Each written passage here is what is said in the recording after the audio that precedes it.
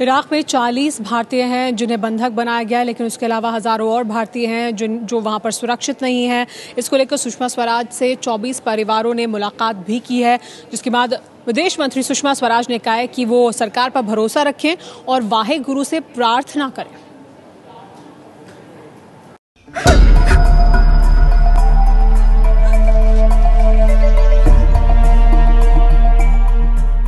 अपने रिश्तेदारों की सलामती की दुआ करते इन लोगों की आंखों से आंसू थम नहीं रहे।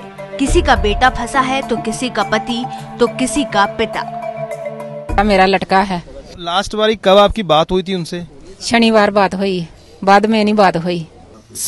15 तारीख 4 बजे बात हुई उसके साथ। इन्हें अब विदेश मंत्री सुषमा स्वराज ने भरोसा दिलाया है। इराक में फंसे भारतीयों के परिवार वाले दिल्ली में सुषमा से मिलने पहुंचे थे। इन परिवार वालों को सुषमा ने ऊपर वाले से दुआ करने को कहा है। 24 परिवारजन पंजाब से चलकर हमें मिलने के लिए आए हैं। मैंने उनसे 2 ही बातें कही हैं कि जो काम ऐसे समय में सरकार को करना चाहिए, केवल वो काम नहीं, उससे कहीं ज्यादा आगे बढ़कर हम लोग इस प्रयास में लगे हैं कि हमारा एक एक व्यक्ति सुरक्षित भारत लौटे। और मैंने ये भी कहा है कि उनसे मेरी केवल 2 इल्तजा हैं, 2 ही अनुरोध हैं। एक, वो भगवान से दुआ करें, वाहिगुरु से रहमत मांगे, और दूसरा, हम पे भरोसा करें। हालांकि राहत की बात ये रही कि इराक में अगवा 40 भारतीयों की लोकेशन का सुराग भारत सरकार को मिल गया है। We have been informed by the Iraqi Foreign Ministry that they also have been able to determine the location of where these abducted Indian nationals are being held captive with workers of a few other nationalities. Iraq में करीब 10,000 भारतीय हैं जो अलग अलग शहरों में काम करते हैं। इनमें से पंजाब के 40 लोग अगवा हैं। इसके अलावा हिंसा वाले इलाकों में करीब 200 लोग फंसे हुए हैं। अब जब फंसे हुए लोगों की जान पर बनाई है तो विरोधी मोदी सरकार पर सवाल खड़े कर रहे हैं।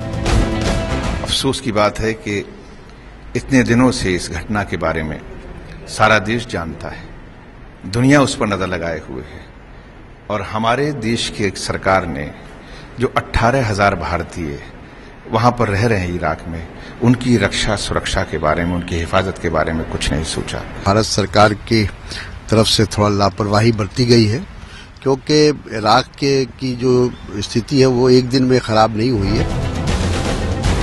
हालांकि इराक सरकार ने ये कहकर भारत की मुसीबत बढ़ा दी है कि इराकी विद्रोहियों के चंगुल में फंसे 40 भारतीयों की रिहाई मुमकिन नहीं है। लेकिन जिस कंपनी के लिए ये लोग काम करते थे, उस कंपनी के एक अधिकारी ने इंडियन एक्सप्रेस को बताया है कि सभी भारतीय सुरक्षित हैं और कुर्दों के शहर इरबिल पहुँच चुके हैं, जहाँ फिलहाल खतरा नहीं है।